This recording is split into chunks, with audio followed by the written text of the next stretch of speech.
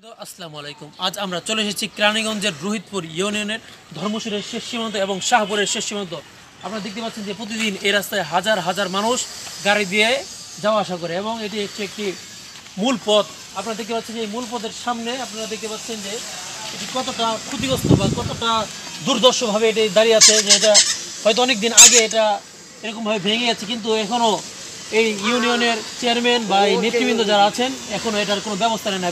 তুমি ক্যামেরাটা একটু সামনে এসে দেখো, যেটা দেখতে পাচ্ছেন যে কতটা ধারালো এবং নিচ থেকে দেখুন, যদি কেউ হঠাৎ কোনো একবারে এটা মাথার মধ্যে আঘাত করলে হঠাৎ শেষ হয়ে যাবে। তো দর্শকবৃন্দ, আপনি একটু খুব ভালো করে দেখুন, এগুলো যদি কোনো মানুষের শরীরের মধ্যে প্রবেশ করে তাহলে সাথে সাথে এখানে মারা যাবে। তো আমি এই ইউনিয়নের চেয়ারম্যান হাজী আব্দুল আলী সাহেব এবং যে ইঞ্জিনিয়ার মোহাম্মদ হান্নান সাহেব আছে, আমি তাদেরকে আকুল আবেদন জানাচ্ছি তারা যাতে এটির খুব তাড়াতাড়ি ব্যবস্থা গ্রহণ করেন।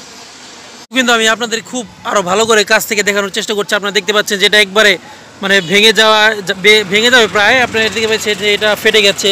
তো এখানে কী একটা দুর্ধর্ষ অবস্থা। এখানে কিছুদিন আগে হয়তো আমি শুনেছি যে দুটি গাড়ির সংঘর্ষ হয়ে এখানে এটা ভেঙেছে। প্রতিদিন এখানে দেখতে পাচ্ছেন যে হাজার হাজার মানুষের যাওয়া আসা। আপনারা দেখতে পাচ্ছেন যে এটা যদি এটার মধ্যে কোনোভাবে যদি এখানে পড়ে যায় তাহলে একবারে মৃত্যু নিশ্চিত।